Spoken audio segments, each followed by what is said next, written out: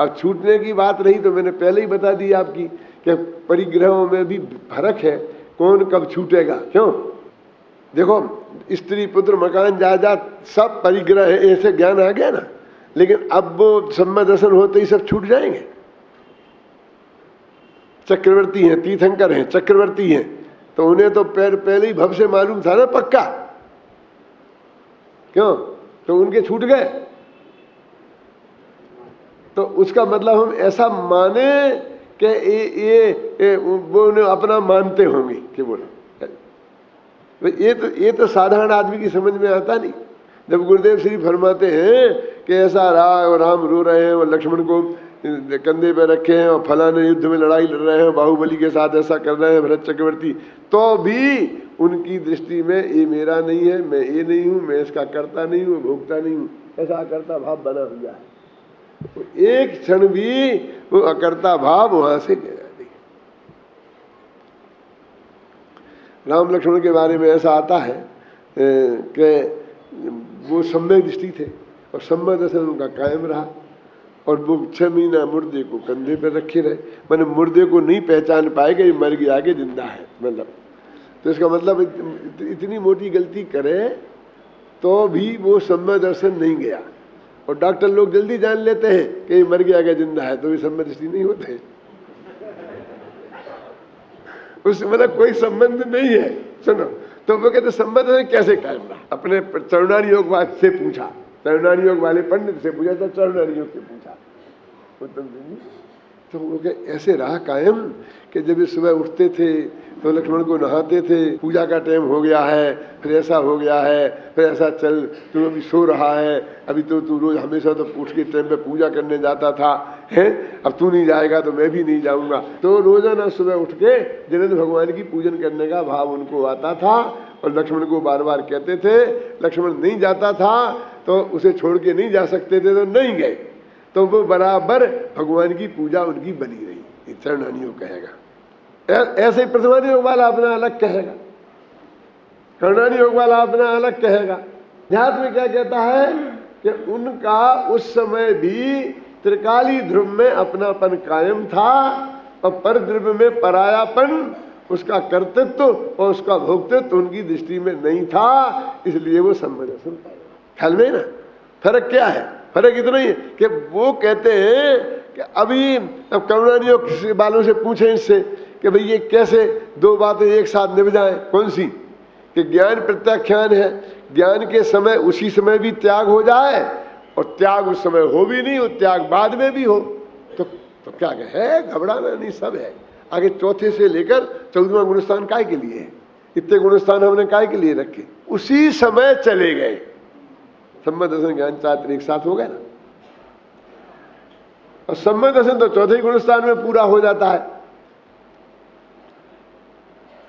वो चारित्र मोह हो जाता है 12वें गुणस्थान में जाता, क्षीण मोह बोलते हैं ना जिसे अपन, तो मतलब समझो 10वें तक रहता है। और अज्ञान माने केवल ज्ञान 13वें में पूरा होता है। सम्यक दर्शन, सम्यक ज्ञान और सम्यक चारित्र पहले में ही शुरू हो जाता है। तो अभी जो जितना हो गया उतने को ध्यान में रखो, दर्शन ज्ञान चारित्र को, तो तीनों एक साथ हो गए। और पूर्णता का ध्यान में रखो तो क्रम पड़ता है। सम्यक पने की अपेक्षा एक समय में है और पूर्णता की अपेक्षा फर्क है। तो इस यहाँ तो श्रद्धा की बात चल रही है, समझ आ रहे हैं? तो वो कहते भैया तुम्हारे ज्ञान में ये जाना कि ये मैं नहीं हूं, ये मेरा नहीं है, मैं इसका कर्ता भोक्ता नहीं हूं, तो त्याग हो गया।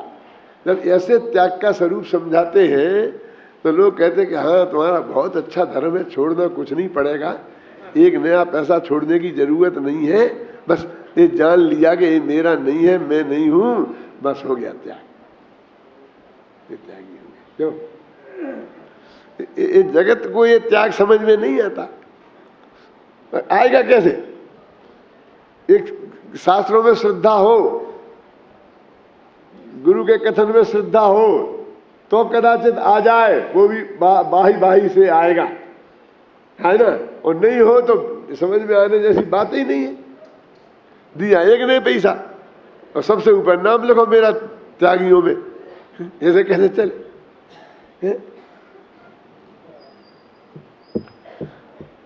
कि ज्ञान, तो वो कहते भाई साहब किसी चीज को अपना मानना और मानना त्यागना कोई साधारण बात है जिसको तो त्यागी समझ में नहीं आता है। ऐसा समझ, ये राज्य मेरा नहीं है, क्यों? ये मानना कोई साधारण बात है। देखो इसको जरा मैं उदाहरण देके समझाता हूं। मैंने उसमें दिया है उदाहरण काय में, किंचन धर्म में, कि एक सेठ का मील था बहुत बड़ा और उसका वो मालिक था, तो गवर्नमेंट ने उसका राष्ट्रीयकरण कर दिया। मैंने गवर्नमेंट का हो गया वो मील आज से, क्यों? और उस सेठ को कहा कि इसे आपको ही संभालना है, सुनना, क्यों?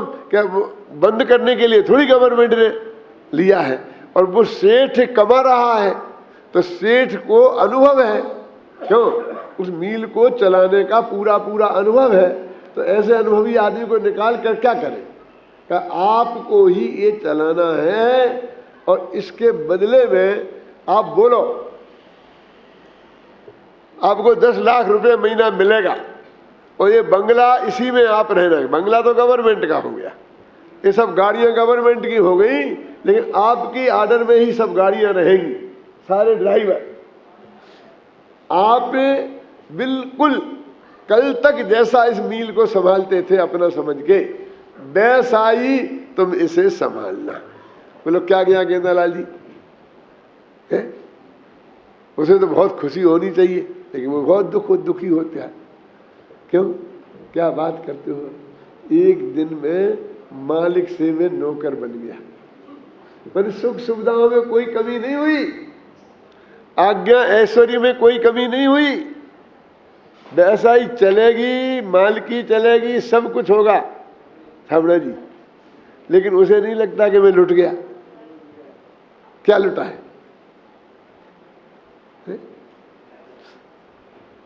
और यदि वो ये समझे, सोच ले वे कि इसमें क्या दम, ये तो मेरा था ही नहीं, कैसा था? चल अब ये उल्टा हो गया। अब मान लो कि मील फेल भी हो गया, मैं तो पूरी कोशिश नहीं करूंगा कि फेल हो जाए, फिर भी हो गया तो मेरी नींद हराम तो नहीं होगी ना?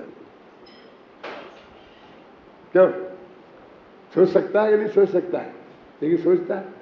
तो ऐसे ही कहते हैं कि जैसा वो ऐसे ही तो यहां हुआ है कि सब वही का वही रहा, और अंदर में ये मेरा नहीं है, मेरा नहीं है, ये ऐसी अद्भुत क्रांति है कि ये बाहर दिखाई नहीं देती। कई दफे मैंने ऐसी भरी सभा में कहा है, आपने सुना होगा मेरे मुख से, कि ऐसा हो सकता है कि आपको अभी यहीं बैठे बैठे सम्यक दर्शन हो जाए। ऐसा लगता है बहुत सम्यक दर्शन बांट रहे हैं, ऐसा नहीं है। यदि मैं ये कहता कि एक भगवान के सम्मुषण में दिव्य ध्वनि खिल रही थी और वहां बैठे बैठे एक आदमी को सम्यक दर्शन हो गया तो तुमको कोई अटपटा नहीं लगता? क्यों? यदि मैं कहता कि गौतम स्वामी का व्याख्यान चल रहा था और वहां सम्यक दर्शन हो गया तो भी अटपटा नहीं लगता? क्यों? किसी मुनिराज का चल रहा था, गुरुदेव श्री का चल रहा था, वहां तक तो चलता। क्यों? लेकिन उसमें भाई साहब तुम नहीं होते ना। मैं इसलिए नहीं कहना चाहता हूं कि मेरी सभा में बैठे हो इसलिए तुम्हें सम्यक दर्शन हो जाएगा। मैं ये कह रहा हूं कि मैं सारे उदाहरण दूंगा तो उसमें तुम नहीं होगे ना। मैं तुमसे कहना चाहता हूं कि तुम्हें सम्यक दर्शन हो सकता, मेरे प्रवचन से नहीं। मेरा प्रवचन सुनना बंद करके अंतरोन्मुख दृष्टि करोगे और तो उसमें सम्यक दर्शन हो सकता है। तो यदि एक जीव को यह सम्यक दर्शन हो गया ऐसे ही बैठे बैठे समझना, तो उसके माथे पे 2 सींग निकल आएंगे। मेरे कहने का मतलब यह है कि तब भी वो जैसा अभी दिख रहा आपको तब भी वैसा ही दिखेगा, आपको कुछ फर्क नजर नहीं आएगा। घर जाएगा, पत्नी से, बच्चों से, नौकरी पे जाएगा, खाना खाएगा, सब वैसा ही होगा। अब जो सम्यक दृष्टि के आचरण होता है, ऐसा आचरण तो उसका है ही भाग्य से, गुरुदेव के प्रताप से। और आप प्रवचन सुनने आए हैं, सप्त व्यसन नहीं है। मेरा मतलब समझ गए ना, अष्टमूल गुण का पालन है, शुद्ध सात्विक भोजन है, खाना पीना है, मेरे कहने का मतलब। तो इसलिए अब उसमें तो फर्क पड़ना नहीं है। और अणुव्रत एकदम एक आ जाएंगे, महाव्रत एक बार आ जाएंगे, ये भी, और अणुव्रत भी आ जाएंगे तब भी सींग नहीं निकलते। सींग तो जब महाव्रत आते तब निकलते, सब तब निकलते, माने नग्न दिगंबर दशा होती है तो सारी दुनिया को दिखाई दे जाता है कि ये हो गया। तो जब तक मुनि अवस्था रूप त्याग नहीं होगा तब तक कैसे दिखाई देगा? बहुत से बोल रहे तो क्षुल्लक अलग नहीं होगा। अपने यहाँ तो मालूम आरंभ त्याग प्रतिमा तक, वहां तक तो आपको ऐसे ही कपड़े पहन सकते हो, कोई अपने वेश नहीं है ना। 3 लिंग है, 3 लिंग है ना, लिंग पहाड़ों में पड़े कि नहीं पड़े? कौन कौन से? एक मुनिराज का, एक उत्कृष्ट श्रावक माने ऐलक क्षुल्लक का, और एक आरिकाओं का। 3 लिंग है। तो इसका मतलब 10वीं प्रतिमा तक कोई भी आदमी कोई भी ड्रेस में रह सकता है। तो आप जिस देश में उसी देश में रह सकते हैं, हो सकते हैं। तब तक तो पता किसी को चलेगा ही नहीं, कैसे चलेगा? तो ये ऐसी अद्भुत क्रांति है कि जिसका जगत को पता चलेगा ही नहीं। वो उसकी उसे ऐसी चीज उसे प्राप्त हुई है, अद्भुत निधि के अंदर में ही प्राप्त हो जाने वाली चीज है। तो वो कहते ज्ञान प्रत्याख्यान है। जब उस प्रत्याख्यान भी उसका शुरू हो ही गया, अब त्याग क्या करना है? अब तो ये बोलो कि बाकी का जो परिग्रह है वो छूटने रूप क्रिया वो कब कैसे होगी, ये बात पूछो। क्या तो फिर बताएंगे कि जब तुम्हारा अप्रत्याख्याना वर्ण कषाय का अभाव होगा तब तुम्हारे परिमाण आएगा कि ये परिग्रह छूटा और ये परिग्रह रखा, तब आएगा। जब मुनिराज हो गए तब तो पूरा आएगा ही, लेकिन शुरू भी वहां से होगा। एक खतरनाक बात कहता हूं कि वो तुम्हारे तो हो सकता है, तीर्थंकरों के चक्रवर्तियों के नहीं हो सकता। चक्रवर्तियों के सीधे महाव्रत होते हैं, तीर्थंकरों के सीधे महाव्रत होते हैं। लिखा होगा, अपना प्रमाण पेश मत करना कि उसमें लिखा है पार्श्वनाथ भगवान की पूजन में कि भाई जब अष्टम वर्ष कुमार धरे अणुवृत्त महासुखकार, ख्याल में ही ना? क्यों नहीं? उसका बहुत जबरदस्त कारण है। चक्रवर्ती है, 6 खंड का मालिक है, 96,000 पत्नियां हैं। अब उसे परिग्रह परिमाण अणुव्रत लेना है, बोलो परिग्रह परिमाण व्रत लेना है, बोलो कितनी पत्नियां रखे और कितनी छोड़े, कितना धन रखे और कितना छोड़े। क्यों? वो देश का प्रधानमंत्री है तो कितना छोड़े और कितना रखे? कि मैं तो दो प्रांतों का प्रधानमंत्री रहूंगा। वो चक्रवर्ती है, 3 खंड छोड़े और 3 खंड रखे, हो सकता है? बस उसके पास तो एक ही उपाय है कि सब छोड़े कि सब रखे। चक्रवर्ती तो ऐसा नहीं होता। आप समझे ना कितना महान। 96,000 में मैंने 32,000 रखी, मिलेच्छों की छोड़ दी 32,000, ये नहीं चलेगा। ये तो सबई रखे और सबई छोड़े। 4 होती तो क्या करते भैया? 1 रख लेता हूं, मैं 3 छोड़ता हूं, चलेगा? तुझे परिग्रह परिमाण व्रत लेना है तो तुझे मैंने 4 पत्नियां रखूंगा ऐसा लेना पड़ेगा, दुनिया हंसेगी। लेकिन उसमें तो ऐसा हो भी सकता है कि मैं 5वीं शादी नहीं करूंगा, ऐसा अर्थ हो सकता है ना। लेकिन अब 96,000 रखूंगा, उसका क्या अर्थ है? क्योंकि उससे ज्यादा मनुष्य के हो ही नहीं सकती। इसलिए जो महापुरुष होते हैं ना, या तो इस पार या उस पार। ये तो जैसे अभी बोलते हैं ना कि साहब अभी हमारे इस कुनकुन कांत ट्रस्ट को, महाविद्यालय को आप एक विद्यार्थी गोद ले लो, 25-25 हजार रुपये साल में दो, और चाहे आप 2-2 हजार हर महीना में दो, ऐसे किस्तों की बताते ना, बहुत बड़ी सुविधा बताते ना। तो ये किसके लिए है? ये किसके लिए सुविधा? जिसको ये संभालने की मुश्किल हो रही है कि ये निकल जाए तो अच्छा है, मैं काय को दूसरों का रखूं। ये किस्त उनके लिए थोड़ी है। क्यों? एक किस्त उनके लिए नहीं है, इसलिए जब हम ये कहते हैं ना कि भाई देखो कि जो वैसे तो 25,000 रुपये लगेंगे और 5 साल के इकट्ठे दोगे तो 1 लाख दे दो, हमारा काम चल जाएगा। अब सोचने वाले तो सोच सकते हैं कि भाई इतना हमारा अभी से आ जाएगा तो ब्याज आ जाएगा, इतना जो कुछ भी समझ लो आप। लेकिन मैं ये कहता हूं जैसे उल्टा हुआ बसंत भाई, जो बेचारा दे नहीं सकता है उसे महंगा, और जो दे सकता है उसे सस्ता। उसे ये लगने चाहिए कि जो इकट्ठा देगा उसे 1.5 लाख लगेंगे।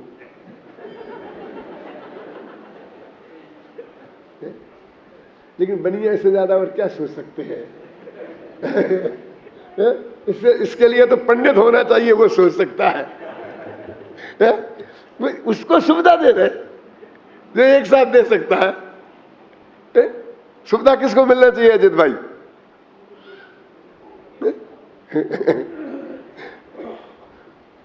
मेरे कहने का अर्थ ये है कि चक्रवर्ती को सुविधा देना चाहिए कि तू चाहे तो आधा छोड़ सकता।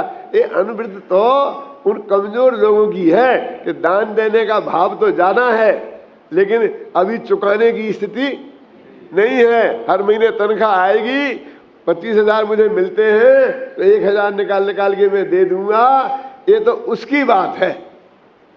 ये अनुवृत्ति उनके लिए है, समझ गए आप? उन कमजोर लोगों के लिए अनुवृत्त है। उन्हें क्या है भरत चक्रवर्ती को, उससे कहो तुम थोड़ा थोड़ा छोड़ो भैया, प्रैक्टिस करो। अरे क्या प्रैक्टिस करनी है? आज तक 96,000 पत्नियों का पति, 6 खंड का मालिक, और निकला कपड़े खोले, केस लुंच किए, अंदर गया, मुनि नहीं केवल ही हो गया। इतने उग्र पुरुषार्थियों के लिए किस्तें बांधते हो तुम? वहां किस्तों का क्या काम?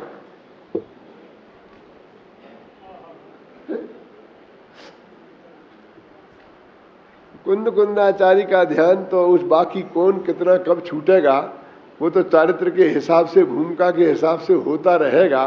वो तो कहते हैं मेरा काम तो हो गया, छूट गया। प्राण प्रत्याख्यान है, ज्ञान ही प्रत्याख्यान है, बस छूट गया, काम हो गया। अब मेरा काम नहीं है, बस होता रहेगा तुम्हारा। क्यों? देशना लब्धि, मेरा देशना लब्धि वाले का जो काम था, गुरु का काम था, वो कहते तेरा काम हो गया, अब सारी जिंदगी तू करना। अरे पंडित का काम तो तेरे फेरे पाड़ देना है, सारी जिंदगी गृहस्थी निभाना तेरा काम है, पंडित निभाने नहीं आएगा तेरी। क्यों? तूने फेरे पाड़े थे, तुझे क्या चलेगा? तो देशना लब्धि देने वाला तो उस वक्त करेगा, बाकी आगे क्या होना है वो सब तेरे जिम्मेवारी है। तो तुझे निभाना है, तुझे करना है। अब तू चाहे तो भरत चक्रवर्ती जैसा अंतर्मूर्त में कर ले लगा, तू चाहे तो ऋषभदेव जैसा 1000 वर्ष लगा, और तू चाहे तो अब क्या करें, अनंत काल भी लगा सकता है। ये क्या कह रहे? वो अर्धपुद्गल परावर्तन भी अनंत काल है। छूट जा क्यों? निर्णय तो ऐसा है। तो इसलिए कहते भाई कि हम तो, वे कहते कि हमने जो तुझे बताया कि परद्रव्य नहीं है, तेरे समझ में जे आ गया। अब शिष्य कहता है कि ये सब परद्रव्य जो मेरा नहीं है, मैं इसे छोड़ूं कैसे? कि बेटा छोड़ना क्या है, छूट गया। यदि तूने सच्चे दिल से स्वीकार किया हो कि ये मेरा नहीं है, ख्याल में आई ना?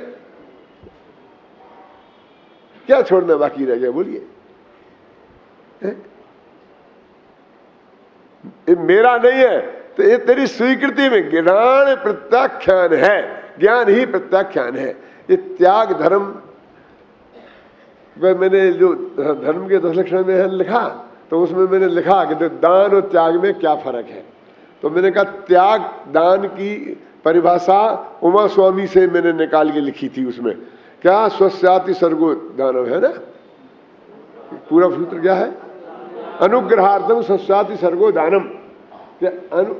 स्वपर अनुग्रहार्थम, अपने और पर के उपकार के लिए स्वस्याति सर्गो दानम। स्वस्व माने धन भी होता है, और स्वस्व माने अपनी वस्तु का।